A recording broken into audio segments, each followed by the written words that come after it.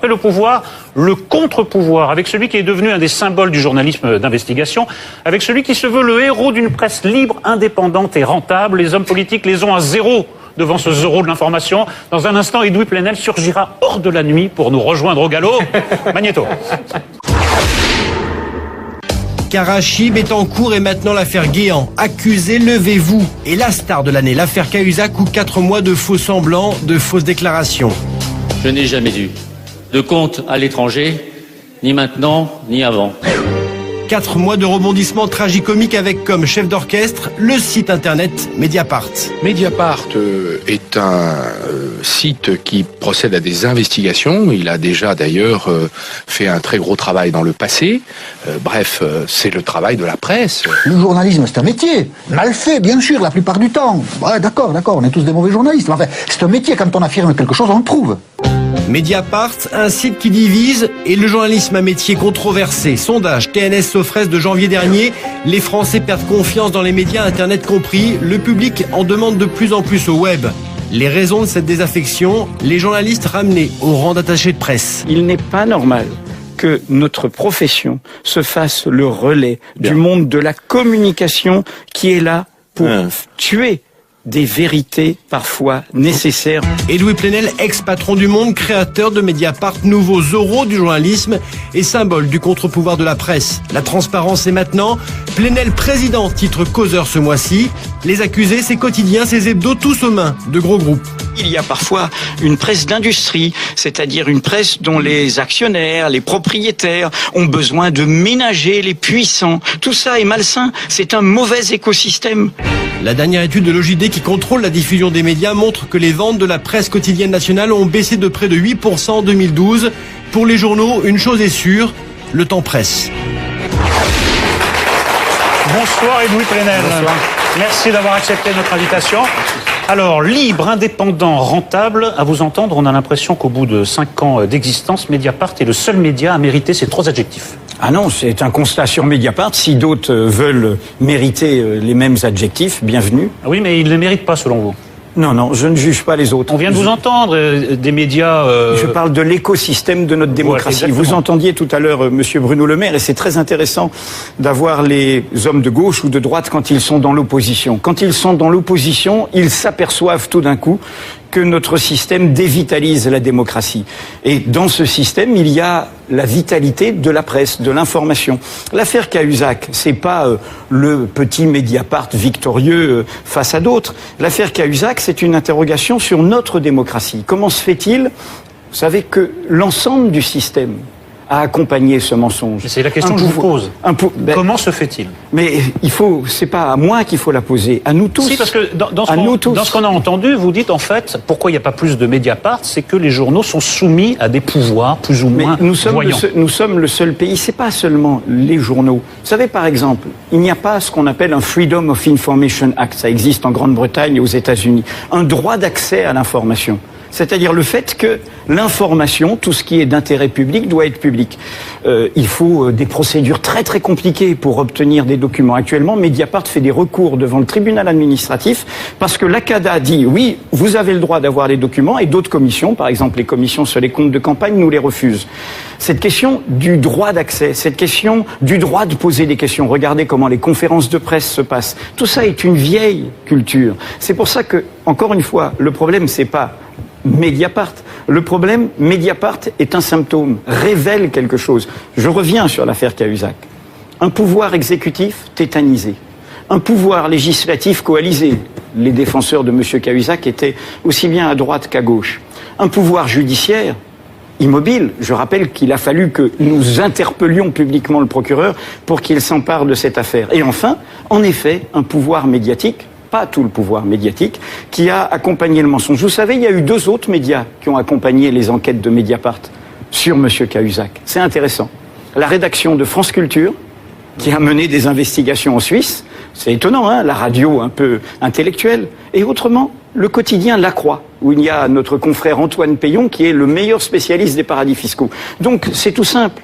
Il faut se battre. Nous, on se bat. On s'est donné les moyens de notre combat, et il faut se battre partout. Enfin bon, attendez, juste avant de lâcher la bride à Zemmour, 2 choses. D'abord, les affaires que vous mettez à jour, ça demande c'est un premier problème, des bons journalistes et des bons mouchards. Parce que l'affaire Bettencourt, c'est des enregistrements illégaux. Dans l'affaire Cahuzac aussi, ça c'est le premier point. Et le deuxième point, c'est que le système Mediapart et plus généralement le système Plenel, c'est que quand la piste se révèle bonne, vous dites, eh ben voilà, démonstration est faite. Et quand elle se révèle pas bonne, ben, là tout d'un coup vous dites, ah ben tant pis, la démocratie... Exemple sur Mediapart, parce qu'on n'est pas là pour parler de Plenel, de Mediapart. C'est pour ça que j'ai élargi au système Plenel. Quand vous étiez à la tête du monde... Je suis là pour un livre, je pense, qui s'appelle Le droit de savoir, et qui Est-ce que le droit de savoir donne tous les droits? Non, mais moi, sincèrement, je viens pour parler de Mediapart et du droit de savoir.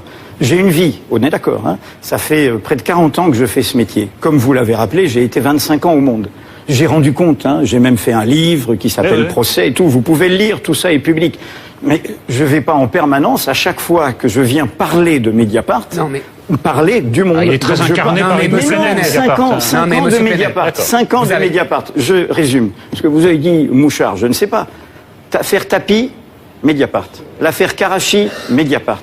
L'affaire Bettencourt, pas un Mouchard, le monsieur, il a voulu révéler un abus de faiblesse qui se passait sur sa patronne. Il est prêt à en rendre compte. Il a donné tout ça à la police. Et nous avons fait notre enquête. L'affaire Kadhafi-Sarkozy, tout ça est dans les mains des juges. L'affaire, encore une fois, Cahuzac, qu'est-ce que nous faisons? Nous sommes des journalistes normaux qui faisons un travail normal dans une démocratie que nous espérons. Je vous laisse dialoguer avec un journaliste normal. Je comprends bien que vous essayez de mettre un pare-feu entre votre passé au monde et j'ai toujours rendu compte. Mais si je viens aujourd'hui, c'est pas je vous ai pas coupé pendant une seule minute. C'est pour parler de Mediapart et du droit de savoir. Plenel, je ne vous ai pas coupé pendant une seule minute. Donc ayez le respect de le faire autant. Merci. Pourquoi on vous sort toujours Le Monde? Moi, je vais vous expliquer pourquoi. Tout simplement, c'est pas par malveillance, c'est pas pour vous faire du mal, c'est que tout simplement, les méthodes sont les mêmes. C'est-à-dire que les méthodes reposent sur le renversement de la preuve, c'est-à-dire que c'est celui que vous accusez qui doit prouver son innocence et non pas l'inverse, et sur donc le mépris de la présomption d'innocence. C'est ça le fondamental, que vous soyez à Mediapart ou que vous soyez au Monde. Alors effectivement, Nolo a raison, quand ça marche avec Cahuzac, vous êtes le roi du monde, quand c'est Baudis et les affaires des prostituées de Toulouse, vous êtes mal. Mais c'est la même méthode. Et deuxièmement... Mais c'est faux. Non, c'est sur Baudis, c'est faux. Deuxièmement. Sur Baudis, c'est faux. On en reparlera. Alors, deuxièmement. C'est faux, ce n'est pas une information vraie. C'est faux. C'est faux. Deuxièmement, je finis la démonstration et je vous répondrai après avec plaisir. Deuxièmement, quand vous dites nous sommes que des journalistes qui recherchaient l'information, c'est vrai et c'est faux. Parce que la spécificité du système Plenel, que vous soyez encore une fois au Monde et ou à Mediapart, c'est que vous donnez l'explication idéologico-éthique qui va avec. Et c'est toujours la même. C'est-à-dire, notre démocratie libérale va mal, elle est pourrie par l'argent. Notre pays, la France, est un pays pourri, il est pourri par le racisme et par la xénophobie. Vous faites toujours la même explication depuis à peu près 25 ans. Donc en fait, et on en reviendra après, c'est complètement idéologique. Vous choisissez vos cibles, vous choisissez... Eric, on a compris ce que tu voulais dire. Donc M. Plenel, je résume. Baudis, et vous êtes un idéologue plus qu'un journaliste. Non mais, double réponse. J'ai bien entendu, il n'y a pas besoin de résumer. Merci. Je veux bien répondre. L'affaire Baudis, je suis désolé, le premier interview de plaidoyer de Baudis lui-même face aux calomnies de la Dépêche du Midi, c'est dans Le Monde. Et c'est moi qui m'en occupe. Et c'est la manchette du Monde. Le seul article, c'est pas une grande page. Mais non, c'est pas une grande page. C'est un article de 2 feuillets du correspondant local qui ne cite pas Monsieur Baudis, qui se trompe, qui parle d'une maison dite des horreurs. C'est un article de 2 feuillets qui est en bas de page. Il y a la mise en scène autour, non, monsieur Zemmour. Je me souviens de cette page, j'ai de la mémoire. Et je sais très bien qu'à l'époque, je saisis le médiateur du Monde, poste que j'avais créé, nous expliquons sur cette erreur de notre correspondant, nous en rendons compte, tout cela est public et clair. Mais non, tout cela c'est que revérifier les faits. D'être sanctifié. Occupez-vous des faits. Mais alors justement, je vais m'occuper des mots. De Mediapart qui a été créé il y a 5 ans, Le Monde, je l'ai quitté en 2005, nous sommes en 2013. Le dialogue n'est pas la juxtaposition de 2 monologues. Voilà, ne parlons plus du monde. Non, j'ai répondu. Vous avez répondu, c'est très bien, je réponds. Et je vais vous dire quelque chose. Vous êtes resté le manipulateur trotskiste que que vous avez toujours été et qui se cache derrière le collectif. Vous avez écrit vous-même. Mais oui, faites votre cinéma. Vous avez écrit vous-même. Angela Merkel, elle était responsable de l'AGITRO, au Parti communiste d'Allemagne de l'Est. Monsieur Barroso était un maoïste sectaire très dangereux. Bon, Monsieur Plenel, vous avez écrit vous-même. Le trotskisme comme expérience et comme héritage fait à jamais partie de mon identité. On vient parler du droit de savoir. Non, mais moi je vous parle de toutes mes œuvres. Et je vais vous dire, je ne vous interroge pas sur celui-là, Monsieur Plenel. Ah bon? Mais c'est la raison pour laquelle je suis là. Mais vous pouvez partir si vous voulez. Mais moi, je vous interroge. Mais moi, je vous dis ce que j'ai envie de vous dire. Vous n'allez pas aussi déterminer ce que j'ai envie de... Moi, je ne suis pas un gamin de 30 ans à qui vous faites croire... J'ai pas de raison de venir à la télé, sauf parler de ce livre. C'est pas vrai. Vous êtes là pour parler de Mediapart. Donc, je disais que tout ça, c'est une méthode qu'on connaît par cœur, que Marcel Gauchet définit parfaitement en parlant de vous, en disant que vous êtes un néo-bolchevique moins soucieux de prendre le pouvoir que de le détruire. Vous êtes, mais oui, monsieur, faut pas vous cacher derrière du cirque. Je ne me cache pas. C'est une action longue, de longue haleine. Vous êtes toujours le même. Vous n'avez pas changé, et heureusement. Parce que moi non plus, je ne change pas et personne ne change. Donc, ne vous leurrez pas. Votre travail est avant tout idéologique. Vous vous cachez derrière la jeunesse de 30 ans. Je peux répondre. Mais oui, je peux répondre. Sincèrement, mais attendez, vous devez répondre à Zemmour et à Gauchet, parce que ce que dit Gauchet, quand même, est lourd. Mais je réponds pas en l'absence des personnes. Je réponds à monsieur. Moi, je le reprends à mon compte. Je réponds à monsieur Zemmour. Vous écoute. Je dis que pour juger les personnes et ce qu'ils font, il faut au moins savoir ce qu'ils font. Pourquoi j'ai interrompu monsieur Zemmour? C'est que monsieur Zemmour parle d'un personnage imaginaire qu'il a construit, qu'il a construit lui-même. Et je lui dis simplement, lisez la même chose que Zemmour. Excusez-moi, lisez-moi. Mais je vous lis. Lisez-moi. Lisez Mediapart. Lisez mes articles. C'est pas parce que j'ai envie lisez de mes vous livres. interroger sur autre chose que je ne vous ai pas lu. Lisez mes livres. Lisez mon travail. Je vous lis. Donc voilà, le personnage dont parle Zemmour n'existe pas seulement dans son fantasme. Voilà. Qu'est-ce que j'ai d'autre à dire?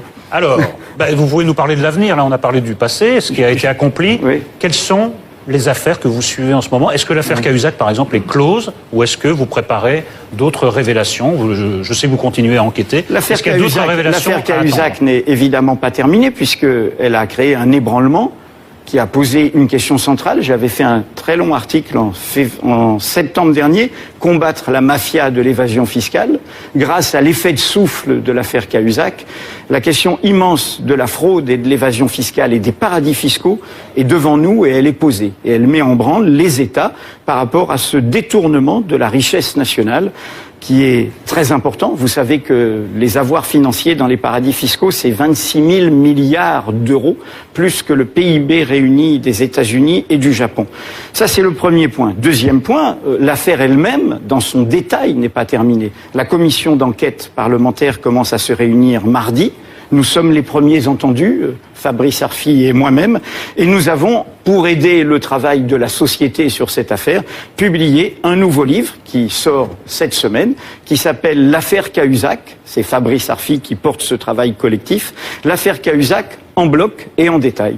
Et donc voilà, par ailleurs, nous continuons notre travail. Nous continuons notre travail sur, non pas ces menées...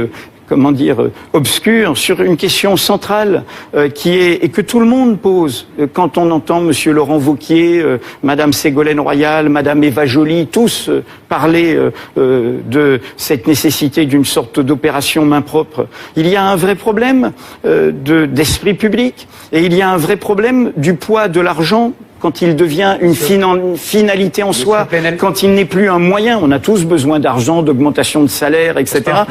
Mais quand il devient une finalité en soi. Donc Mediapart fait quoi? Mediapart fait exactement la tradition du journalisme. Il n'y a pas que l'affaire Cahuzac, alors là, l'affaire Karachi, elles ont toute cette question des paradis fiscaux. Mais est-ce qu'il y a des nouveaux développements? Mais vous les découvrirez en temps et en heure. Vous êtes là pour nous donner un scoop? Non, je n'annonce pas avant que ce soit Monsieur Plenel, non seulement je vous lis, mais je vous écoute, et vous avez fait un excellent papier sur une radio, je ne plaisante pas du tout, où vous parliez des mafias, de ce que vous venez de dire.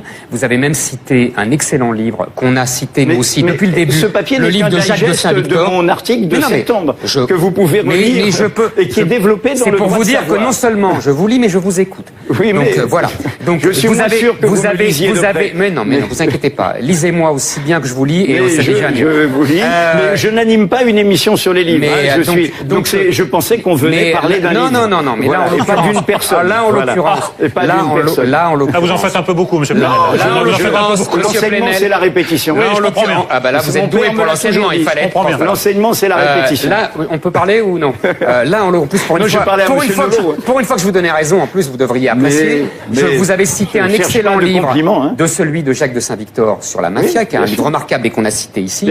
Et vous avez tout à fait raison sur un point. Et celui de Nicolas Jackson sur les paradis fiscaux. Absolument. Journaliste qui travaille au Financial Times et Asie Economist. Là-dessus, il y a un point, on a un point d'accord, c'est qu'effectivement, la libération des mouvements de capitaux depuis 25 ans a permis à la mafia je ne dis pas autre chose. Mais là-dessus, on est tout à fait d'accord. Et j'aide la société à le comprendre. Là où je pense que vous méprenez sur l'esprit public, c'est que je pense que les Français, quand ils auront pris conscience de ça, ça sera autre chose. Mais pour l'instant, ils ne sont pas des obsédés de la vertu des politiques, ils sont des obsédés de la vertu du politique. Je veux dire par là que le problème aujourd'hui, c'est l'inefficacité du politique, qui ne peut plus rien. C'est pas sa vertu. Or, vous incitez toujours sur sa vertu et non pas la vertu du politique. Vous comprenez ce que je veux dire? Réponse, ce sont les mais justement, encore une fois, je parle souvent de la vertu du politique et pas des politiques. J'ai écrit même un livre assez épais, il y a 2 ans de ça, à propos du présidentialisme français, où tout cela est détaillé. Nous l'avons lu. Le président de trop. Sauf que donc tout ça est détaillé. Je dis juste que je n'aime pas quand on dit les Français pensent que.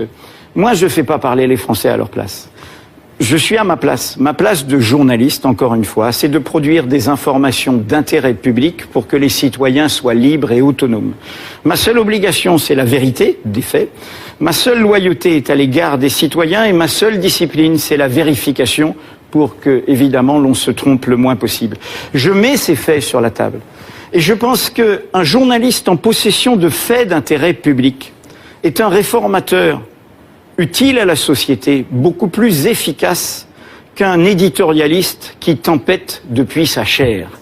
Je ne viens que citer, et je le rappelle, dans le droit de savoir, mais dans le droit de savoir, c'est pas une leçon, c'est une citation de Robert Ezra Park, qui est un journaliste américain. Nous agenouillons devant vous, tradition du journalisme. Mais je ne sais pas Saint-Plénel. La tradition du journalisme, elle est double, la tradition du journaliste français. Elle est l'information et les faits, et aussi elle est l'analyse, le commentaire, mais ça de manière appartient littéraire. À tout le monde à l'heure d'Internet. Non, ce n'est pas deux traditions. Et pour faire du bon commentaire, il faut déjà respecter ces vérités factuelles. Je pense que vous. Mais Saint-Plénel n'est pas obligé. Monsieur Apathy, que vous avez montré tout à l'heure. Le mot de la fin sur Apathy, c'est très bien. Pourquoi Monsieur Apathy est parti dans le mur sur l'affaire Cahuzac, lui que j'ai connu, journaliste de terrain, il a même travaillé au Monde quand j'y étais. Eh bien, Monsieur Apathy, il est parti là-dessus parce qu'il s'est mis de plus en plus dans votre posture. Et cette posture qui est d'en haut, où on commente, et où du coup, on ne voit même plus ce qui dérange vos convictions, ce qui dérange vos opinions. Je ne suis pas, donc, Monsieur Plenel, abonnez-vous à Mediapart, comme Monsieur Apathy, et lisez-nous, et voilà, et vous ferez je ne suis des pas progrès. dans une posture, et 2, je ne suis pas là pour défendre Apathy. Merci d'être passé par notre plateau, Edoui Plenel. Je rappelle la parution de votre livre dont vous avez cité le titre une vingtaine de fois. C'est Le droit de savoir aux éditions Don Quichotte. Et le site, c'est Mediapart, au cas où il y aurait des sourds et malentendants qui nous regarderaient. Après la pub, Paris champion, mais Paris outragé, Paris brisé, Paris martyrisé, scène d'émeute au Trocadéro, lundi, lors de la remise du trophée 2012-2013. Pas de quoi étonner notre dernier invité, le journaliste Daniel Riolo, fait paraître que Racaille Football Club, il vient en débattre sur notre plateau, et il va y avoir du sport. Alors, à tout de suite.